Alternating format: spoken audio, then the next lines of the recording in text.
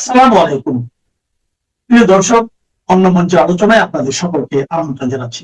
তারা যখন এই কথা বলে যে আওয়ামী লীগের দোষ সব, এই লোডশেডিং ইত্যাদি ইত্যাদি যা করছে, গ্যাস নাই। আরে বাবা, আওয়ামী লীগ তো দুটি এলএনজি টার্মিনাল করে গিয়েছিল কক্সবাজারে, মহেশখালীতে। আর একটি এখন অগ্নিকাণ্ডের দুর্ঘটনার কারণে বন্ধ আছে, এখনো সেটি উৎপাদনে যেতে পারেনি। সেটাই তো রেফারেন্স দেওয়া হচ্ছে, সেই আওয়ামী লীগ আমলে করা দুটি এলএনজি টার্মিনাল।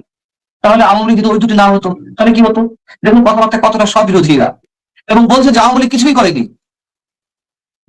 এবং প্রধানমন্ত্রীও বলেছেন, খোদ প্রধানমন্ত্রী। আমার কষ্ট হয় যে প্রধানমন্ত্রীকে এইসব তথ্য কারা দিন, কারা দিচ্ছে? প্রধানমন্ত্রী যে বিভিন্ন সময় তার বক্তব্যে ভুল তথ্য বা অসত্য তথ্য অথবা মানে বাস্তবতা নির্ভর নয় এমন সব তথ্য দিচ্ছেন মাঝে মধ্যে, অথবা তার স্লিপ অফ টাং হচ্ছে কিনা আমরা জানি না।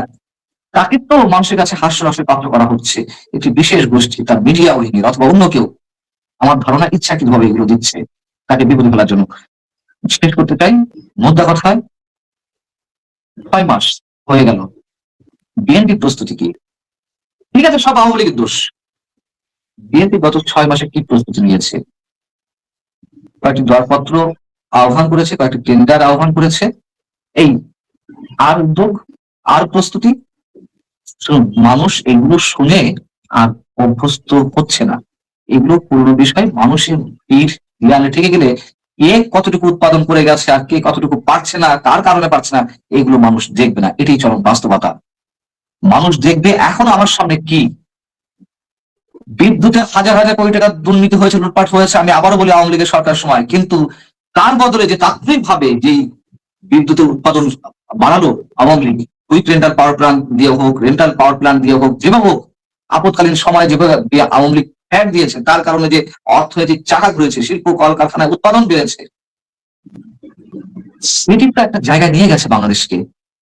এখন কি হচ্ছে? একটা পর একটা বিদ্যুৎ কেন্দ্র শাটডাউন হচ্ছে। এদিকে 900-র মতন টেক্সটাইল, শুধু 900-র মতো টেক্সটাইল ইন্ডাস্ট্রিজ বন্ধ হয়ে গেছে। হাজার হাজার মানুষ বেকারত্বের দিকে যাচ্ছে। এর প্রভাব বিএনপি কতটুকু অনুধাবন করতে পারছে আমরা জানি না। যদি অনুধাবন করে ভালো, আওয়ামী লীগকে দোষ দিন, সব করুন, কিন্তু কাজ করে দেখান। কাজ করে দেখান, যদি কাজ করে দেখাতে পারেন সব মানবো। আওয়ামী লীগ চোর ছিল, বাটপার ছিল, ফ্যাক্টরিবাদী ছিল, সব মানবো। আপনারা করে দেখান। যেটা বলছিলেন যে বিচার আদৌ হবে কিনা, আপাতত হওয়ার তো কোনো সম্ভাবনা নেই। যদি আওয়ামী লীগ কোনোদিন ক্ষমতায় আসে তখন নয় বিচার হবে। এখন আইনগতভাবেই সম্ভবত বিচারের সব পথ রুদ্ধ, বন্ধ। কারণ বিচারটা কি হয়েছে আপনারা দেখেছেন, আমরা সবাই দেখেছি। 5 আগস্টের পরে যখন বিভিন্ন গুরুত্বপূর্ণ মামলা, সেগুলো থেকে একে একে সবাই জামিন পেয়ে যাচ্ছিল, কাউকে কাউকে খালাস করে দেওয়া হচ্ছিল, কোনো কোনো মামলা একেবারে ভ্যানিশ করে দেওয়া হলো। তার মধ্যে একটা হচ্ছে 21শে আগস্ট গ্রেনেড হামলা মামলা। এই মামলা থেকে তারেক রহমান, মানে আজকে যিনি প্রধানমন্ত্রী, সাবেক স্বরাষ্ট্রমন্ত্রী লুৎফুজ্জামান বাবর সহ আরো যারা ছিলেন, মৃত্যুদণ্ডপ্রাপ্ত আসামি হোক আর যাবজ্জীবন কারাদণ্ডপ্রাপ্ত হোক অথবা 10 বছরের সাজাপ্রাপ্ত আসামি হোক, সবাইকেই খালাস করে দেওয়া হলো। খালাস হতেই পারে যদি আপিলে গিয়ে দেখা যায় যে শক্ত কোনো তথ্য প্রমাণ নেই, হতে পারে, এটা অস্বাভাবিক কিছু নেই। কিন্তু প্রশ্নটা হচ্ছে যে 21শে আগস্ট গ্রেনেড হামলা বলে এই পৃথিবীতে কি কিছু ঘটেনি? অথবা ঘটলে তারা ঘটিয়েছে। আমি সে প্রসঙ্গে আসছি। আমি বলছিলাম যে সব পথ রুদ্ধ বা বন্ধ।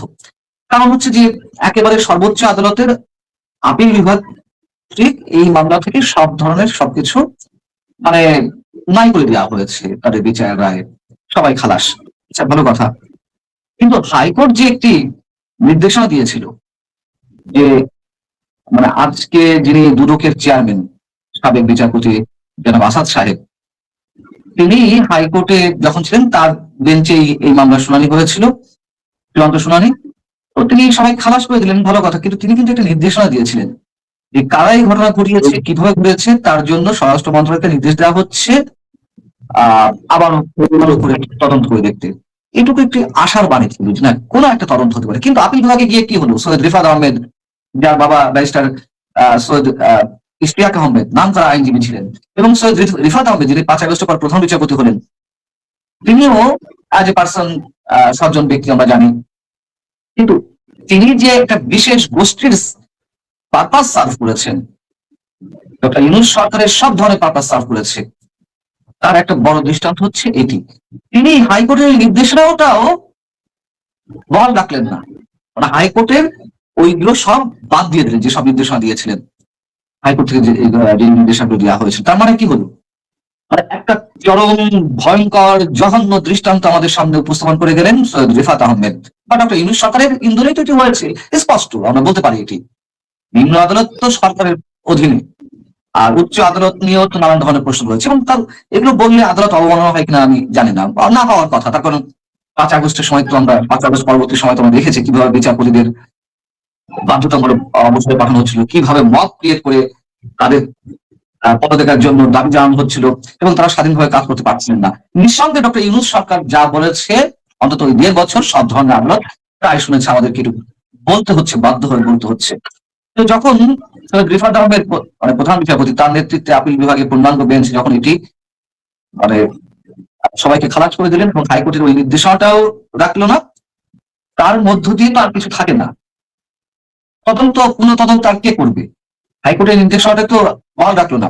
এই জায়গা থেকে বলছি যে আপাতত এই বিচার যে হচ্ছে বা হবে, বা আর কোনো আশা বা জায়গা নিয়ে কোনো কথা এরকম শোনানো সম্ভবত কেউ নেই। দ্বিতীয়ত হচ্ছে কারা ঘটিয়েছে, মানে হাইকোর্ট যে নির্দেশনা দিয়েছিল তদন্তে, প্রথমে বললাম যে কেউ না কেউ ঘটিয়েছে, হয়তো তদন্ত হবে, এটুকু একটি আশা জায়গা ছিল।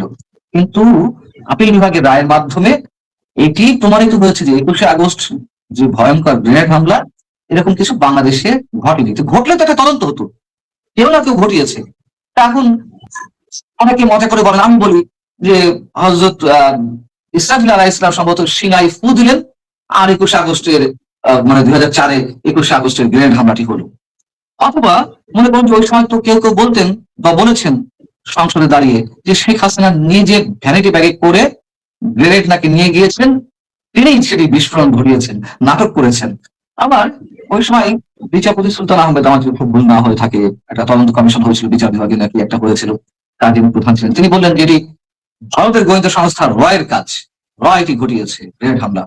আচ্ছা বললাম, দুটোর যেটি সত্য হোক, অথবা দুটোই যদি সত্য হয়ে থাকে যে শেখ হাসিনা গ্রেনেড নিজের ভ্যানিটি ব্যাগে করে নিয়ে গিয়েছেন, অথবা ভারতের গোয়েন্দা সংস্থা রয় এটি ঘটিয়েছে, তাহলে কেউ তো ঘটিয়েছে। তো শেখ হাসিনা ঘটিয়ে থাকলে শেখ হাসিনা অপরাধী, তাহলে তদন্ত হবে না? শেখ হাসিনার বিরুদ্ধে তো তদন্ত হবে, তিনি যদি নিজে এই ঘটনা ঘটিয়ে থাকে, বা র যদি করে থাকে, তারও তো একটি তদন্ত হবে। কি হলো? কিছুই না। তদন্ত এটি কারা ঘটালো? ঘটায়নি কেউ, ঘটেনি কিছু। ওই সময় আচমকা আমরা কোন একটা বিস্ফোরণ শুনতে পেয়েছিলাম, ওই সময় আচমকা ভুল করে টেলিভিশনে নিউজ দেওয়া হয়েছিল, পত্র পত্রিকা খবর ছাপা হয়েছিল। আসলে পৃথিবীতে 21শে আগস্ট গ্রেনেড হামলা বলে কিছু ঘটেনি। যা ঘটেছে নূর বলে, হয়তো প্রাগৈতিহাসিক যুগে, হয়তো সেগুলো রূপকথার গল্প বা মিথ, এর বাইরে কিছু নয়। মানে আমাদের দুর্ভাগ্য যে এই কলঙ্ক আমাদের জাতিকে বয়ে বেড়াতে হবে, আবার আওয়ামী লীগ কোনদিন আসবে কি আসবে না সেই দিকে তাকায় থাকতে হবে।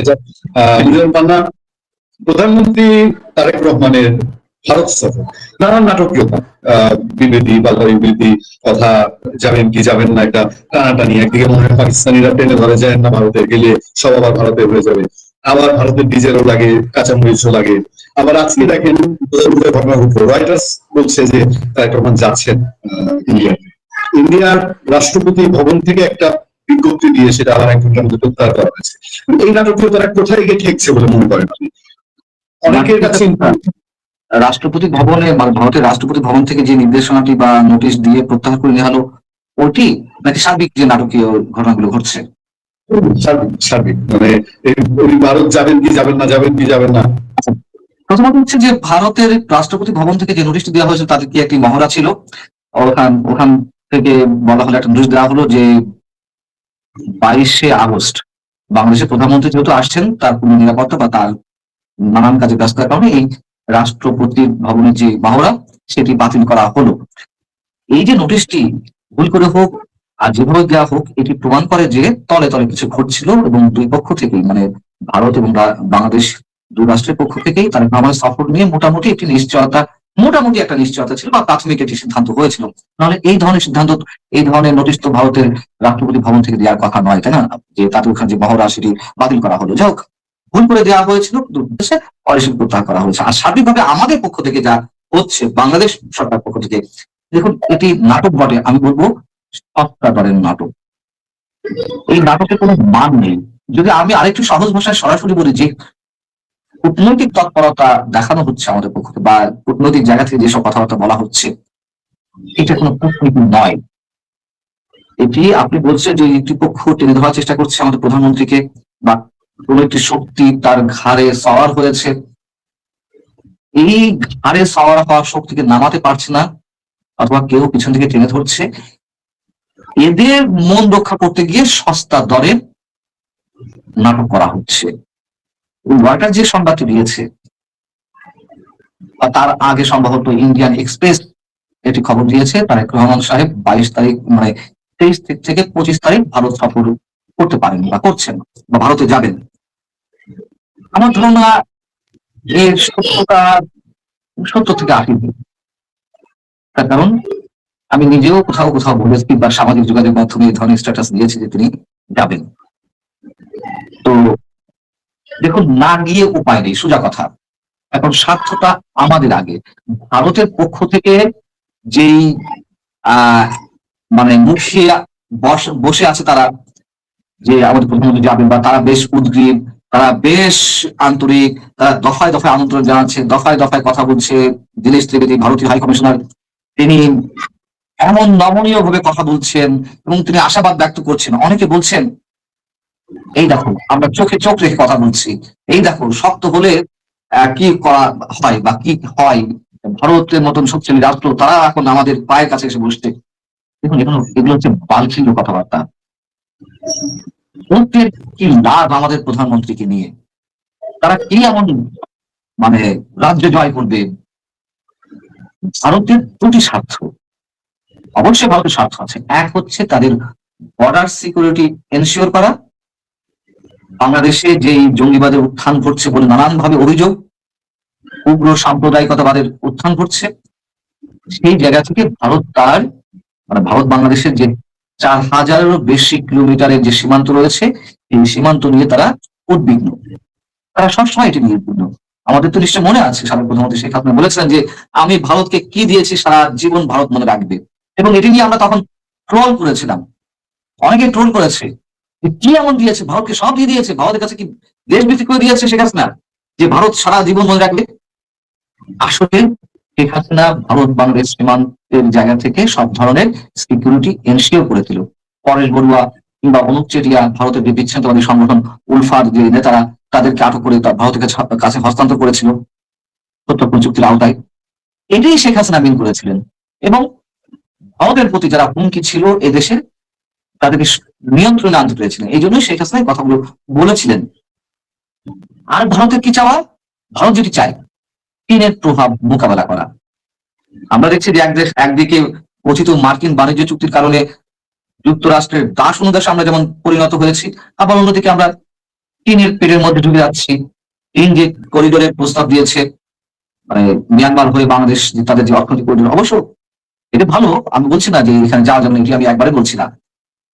কিন্তু আমরা সম্মতি দেওয়ার আগে চীনের রাষ্ট্রদূত ইয়াও ওয়েন বলে ফেললেন যে বাংলাদেশ চীনের অর্থনৈতিক করিডোরে যুক্ত হচ্ছে, ঘোষণা দিয়ে দিল। আমরা বোঝা যাচ্ছে যে এতটাই প্রভাব বিস্তার করছে চীন। তারপরে আবার তিস্তা বহুমুখী প্রকল্পে চীনের অর্থায়ন করার বিষয়টি মোটামুটি একটা প্রাথমিক সিদ্ধান্ত নেওয়া হয়েছে বাংলাদেশ পক্ষ থেকে, চীনের কাছ থেকে অর্থ নেবে। এইসব জায়গা থেকে চীনের প্রভাব মোকাবেলা করতে চাই। এই জন্যই তাদের এত নমনীয়তা, এই জন্যই তারেক রহমান সাহেবকে তারা নিতে চায়, এই জন্যই তারা আলোচনায় বসে বাংলাদেশকে তাদের আস্থা নিতে চায় এবং বাংলাদেশের উপরে মানে তারা যে জিনিসগুলো চায় সেই প্রভাবটা বিস্তার করতে চায়। তারা তো চাইবে তাদের জাতীয় স্বার্থের জায়গা থেকে এইগুলো করতে। এই হচ্ছে তাদের চাওয়া। আর আমাদের কি? আমাদের চাওয়া পাওয়ার বিষয় তো আরো বেশি। মনে করেন যে সীমান্তে যে উত্তেজনা রয়েছে, যে পুরুষের ঘটনা ঘটাচ্ছিল ভারত, হয়তো কিছুদিন ধরে বন্ধ রয়েছে, ঘটাচ্ছিল, তো এগুলো কিভাবে বন্ধ করা যায়? আমাদের যে বাণিজ্য ঘাটতি, সেগুলো কিভাবে আমরা রপ্তানিটা বাড়াতে পারি? আমাদের যে সীমান্ত হত্যাকাণ্ড ভারতের বিএসএফ এর মাধ্যমে যেগুলো হয়, সেগুলো কিভাবে বন্ধ করা যায়? এবং সবচেয়ে বড় যে ইস্যু, ভারতের সাথে আমাদের যে 54টা অভিন্ন নদী, তার হিসাবগুলো তো আমাদের নিতে হবে। গঙ্গার পানি বন্টন চুক্তি 30 বছর মেয়াদী যে চুক্তি, সেই চুক্তির মেয়াদ শেষ হচ্ছে ডিসেম্বরে, সেটি নবায়ন করতে হবে না? মানে ভারতের কাছে আমাদের পক্ষ থেকে, বাংলাদেশের পররাষ্ট্র মন্ত্রণালয় থেকে বলা হয়েছে যে আলোচনা না করা পর্যন্ত যেন এই চুক্তি কন্টিনিউ করা হয়। মানে ভারত কি বাংলাদেশের কাছে ভুটান? আমরা বলবো আর ভারত সেটি একেবারে সুসুর করে মেনে নেবে, কোন ধরনের আলোচনা ছাড়াই সেই চুক্তি নবায়ন করবে বা কন্টিনিউ করবে? এটি হয়? এখানেই আমি বলছি যে আমাদের কূটনৈতিক দক্ষতা বা কূটনৈতিক পারদর্শিতা যে কত বড় ধরনের ঘাটতি রয়েছে, এটি তেমন সেইগুলো প্রমাণ করে। এবং আরো বেশি, যেটি নিয়ে অনেক বেশি আলোচনা হয়েছে, যে পররাষ্ট্র মন্ত্রণালয় থেকে যে কয়েকদিন আগে একটি বিবৃতি দেওয়া হলো যে শেখ হাসিনাকে প্রত্যর্পণ চুক্তির আওতায় ফেরত দেওয়া সহ ওসমান হাদির হত্যাকাণ্ডে যারা অভিযুক্ত আসামি তারা যে ভারতে রয়েছেন তাদেরকে ফেরাতে হবে, এবং আওয়ামী লীগের অন্যান্য পলাতক আসামি যারা রয়েছে তাদেরকেও ফেরত দিতে হবে। সোজা না, এগুলো শুনতে খারাপ লাগতে পারে যে বোধ হয় আমাদের দেশের বিপক্ষে গিয়ে কথা বলছি। ভাই, যদি বাস্তবতা সেটি মানতে হবে। শেখ হাসিনাকে ফেরত দেবে না ভারত, কোন অবস্থাতেই প্রত্যর্পণ চুক্তি আওতায় ফেরত দিবে না। কিন্তু প্রত্যর্পণ চুক্তি আওতায় করেন না, এগুলো নিয়ে কথা হয়েছে। আপনি বলেছেন, আপনার অনুষ্ঠানে আরো অনেক কথা বলেছেন, আমিও বলছি, এবং আরো অনেকে কথা বলছেন। শেখ হাসিনা প্রত্যর্পণ চুক্তির আওতায় বন্দী হিসেবে ভারতে নেই। তিনি যখন যান, তিনি তো বন্দী হয়ে যাননি বা তাকে বন্দী করেনি, এবং তাকে তো ভারত সাবেক প্রধানমন্ত্রী হিসেবেই নিরাপত্তা দিয়ে রেখেছে। এবং প্রত্যর্পণ চুক্তির যে একটি বিশেষ ক্লজ, যদি ভারত বাংলাদেশ দুই রাষ্ট্রের কোনো এক রাষ্ট্রের, কোনো এক দেশের কোনো এক ব্যক্তি অন্য রাষ্ট্র গিয়ে আশ্রয় নেয়, ওই আশ্রয় দানকারী রাষ্ট্র যদি মনে করে সংশ্লিষ্ট ওই ব্যক্তিকে নিজ দেশে যদি ফেরত দেওয়া হয়, তাহলে তার সঙ্গে রাজনৈতিক প্রতিহিংসাপরায়ণ আচরণ করা হবে। এটা স্পষ্ট রয়েছে। এটি বাংলাদেশের ক্ষেত্রে হতে পারে, ভারতের ক্ষেত্রে হতে পারে। মনে করেন যে বাংলাদেশে যে অনুপ চেটিয়া বা পরেশ বড়ুয়া ছিল আরেক অবস্থায়, যদি বাংলাদেশ সরকার বা তখন তো আওয়ামী লীগ সরকার ছিল বা বিএনপি সরকার, যে কেউ যদি মনে করতো যে না, তাদেরকে ফেরত দেওয়া যাবে না, তাদেরকে ফেরত দেওয়া হলে তাদের সাথে রাজনৈতিক প্রতিহিংসা মানে আচরণ করা হবে, অথবা তাদের বিরুদ্ধে যে রায় ঘোষিত হয়েছে বা বিচার হচ্ছে বা হবে সেগুলো রাজনৈতিক প্রতিহিংসা জায়গা থেকে হবে, তাহলে বাংলাদেশ ফেরত দিত না। অতএব এখানে কোন অবস্থাতেই ভারত শেখ হাসিনাকে ফেরত দিবে না। উল্টো তাদের আদালতে এই বিষয়টি নিয়ে যাওয়া হচ্ছে যে তিনি প্রত্যক্ষ চুক্তির আওতায় পড়েন কিনা, অথবা বাংলাদেশের আন্তর্জাতিক অপরাধ ট্রাইব্যুনাল তার বিরুদ্ধে যে রায় ঘোষিত হয়েছে, এই রায়টা আসলেই জাজমেন্টাল কিনা, আসলেই সঠিক কিনা। তারা যদি এখন যদি কেন, আমি নিশ্চিত হয়ে বলছি, চোখ বন্ধ করে বলছি, ভারতের আদালতে ম্যাজিস্ট্রেট পর্যায়ে তৈরি যাবে। যদি যায়, তাহলে আমি বলতে পারি অন্তত যে এটি খারিজ হয়ে যাবে। তারা শেখ হাসিনা বলবে যে শেখ হাসিনার সাথে প্রতিহিংসাপরায়ণ আচরণ করা হচ্ছে, কিন্তু তারা বলবে। এবং শেখ হাসিনা ইস্যুতে শুধুমাত্র বর্তমান মোদী সরকার নয়, ভারতের অন্যান্য রাজনৈতিক দলও তারা একমত যে শেখ হাসিনা ইস্যুতে তারা কোনো দ্বিমত পোষণ করছে না, তাকে ফেরত দিতে চাইছে না।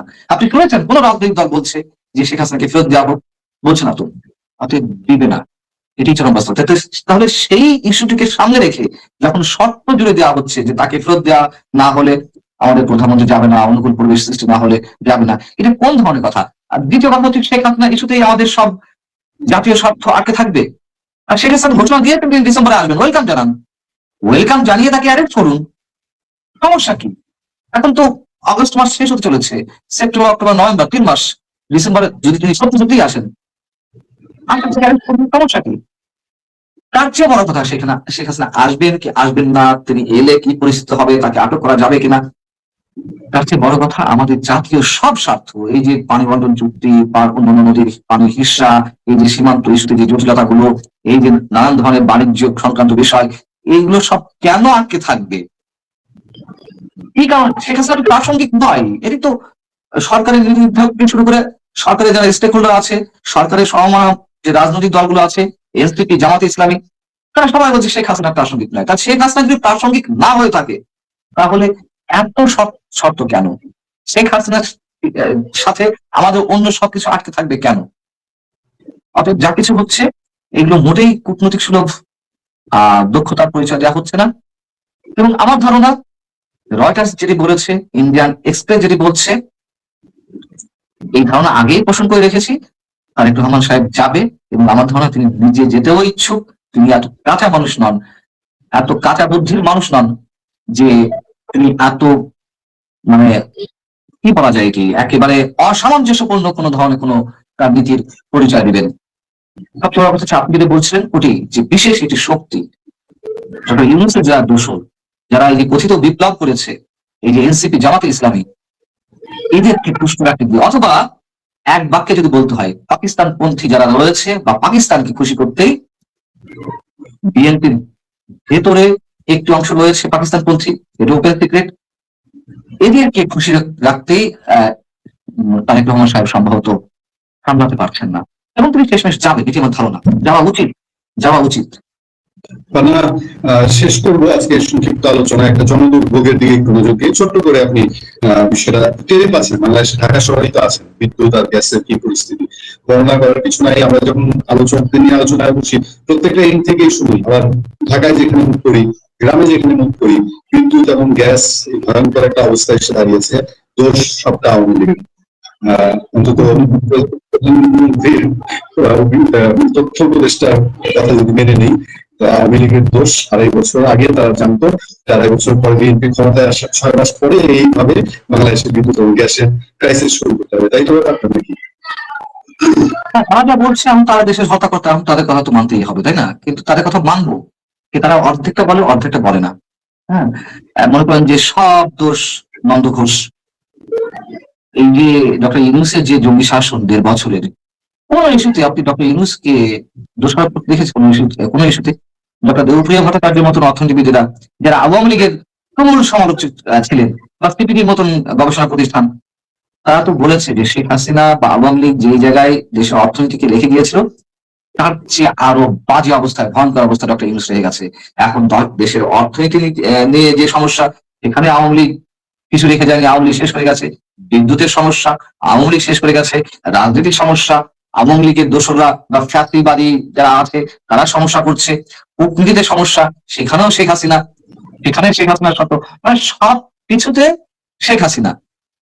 এখন শেখ হাসিনা প্রাসঙ্গিক নয়, আবার শেখ হাসিনা সব জায়গাতেই আছেন, রাজনীতিতে, কূটনীতিতে, অর্থনীতিতে, সব জায়গাতে আছেন। অতএব এই মানুষগুলোর কথা বার্তা যে কতটা স্ববিরোধী, এগুলো থেকে প্রমাণ পাওয়া যায়। বিদ্যুতের কথা কিন্তু বলতে হয়, আপনি তো বলেছেন যে ছোট করে আলোচনা করে শেষ হবে না, আসলে কিন্তু অনেক দীর্ঘ বিষয়, আমি ছোট করে বলি।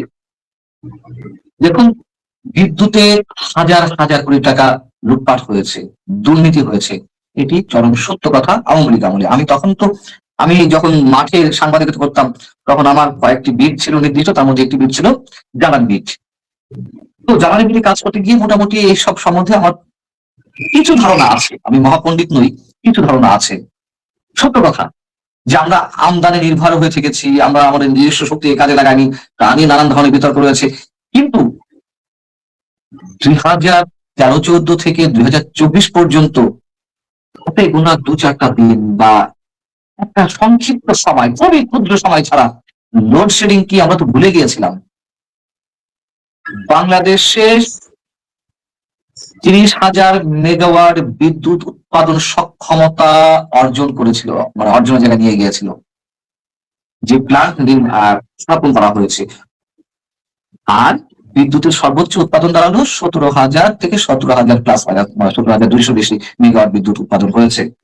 বিএনপি যখন 2006 সালে ক্ষমতা থেকে যায় তখন বিদ্যুতের উৎপাদন ছিল 3,200 মেগাওয়াট। মানে আমি সরি, বিএনপি যখন ক্ষমতা আসে 2001 সালে, 4 দলীয় জোট সরকার, আর যখন ক্ষমতা থেকে যায় 2006 সালে, তখন বিদ্যুৎ উৎপাদন ক্ষমতা ছিল, উৎপাদন হতো 3,600 মেগাওয়াট, অর্থাৎ 5 বছরে মাত্র 400 মেগাওয়াট বিদ্যুৎ যোগ করতে পেরেছিল জাতীয় গ্রিডে।